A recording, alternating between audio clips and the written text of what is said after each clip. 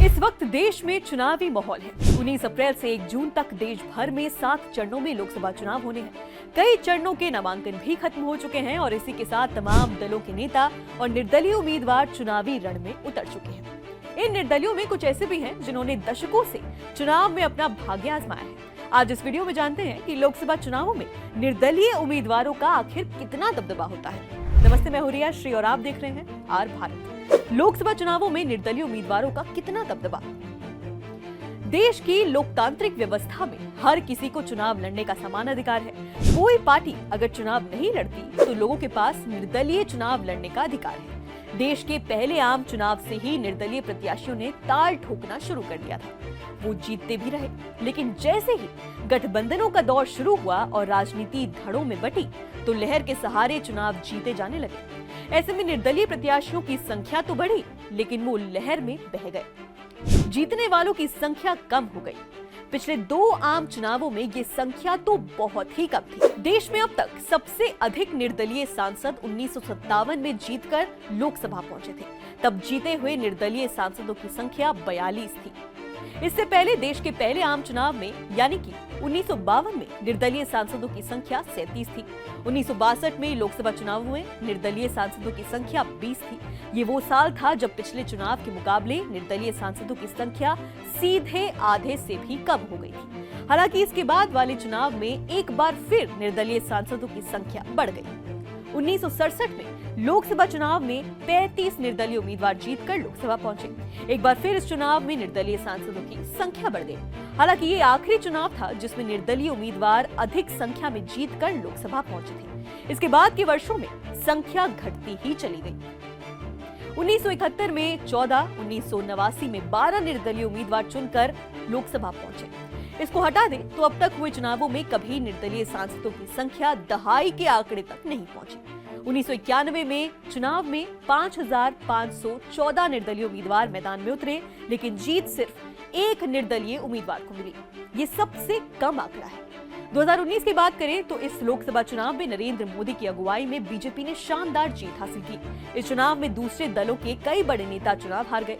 पिछले चुनाव में केवल 4 निर्दलीय उम्मीदवार चुनाव जीतने में कामयाब हुए।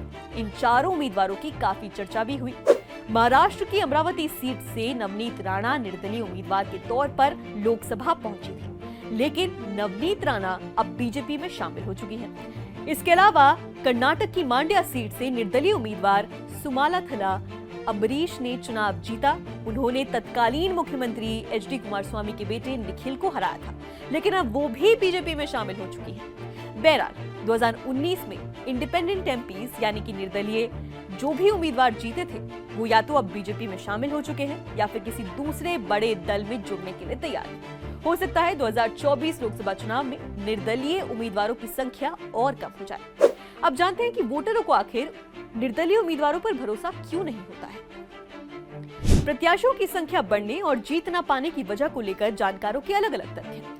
एक वजह तो यह है कि गठबंधन के दौर में कई छोटे दल बन गए हैं। बड़े दलों के साथ मिलकर उनकी ताकत ज्यादा बढ़ जाती है। ऐसे में जनता भी एक को जिताने और एक को हराने के लिए वोट करती है।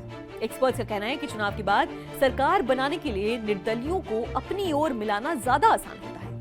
ऐसे में जनता को लगता है कि ये सौदेबाजी करने के लिए ही चुनाव लड़ रहे हैं। इस वजह से लोग राजनीतिक दलों को जितना ज्यादा बेहतर लगता है उतना ज्यादा वो उसी निर्दलीय उम्मीदवार की जगह दूसरे बड़े राजनीतिक दल के कैंडिडेट को वोट करते हैं।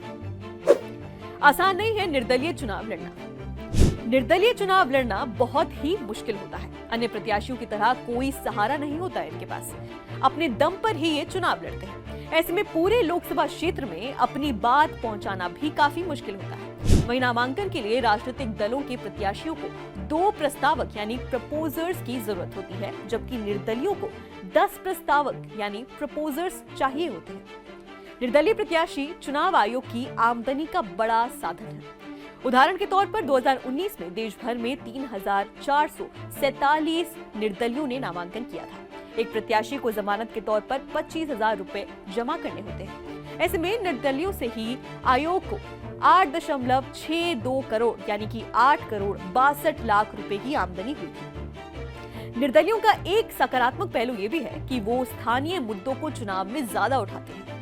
दूसरे दल बड़े राष्ट्रीय मुद्दों को ही उठाते हैं। निर्दलियों की वजह से राजनीतिक दलों का ध्यान भी इन मुद्दों पर जाता है। फिलहाल इस वीडियो में इतना ही। बाकी अन्य खबरें जानने के लिए आप देखते रहिए आज भारत।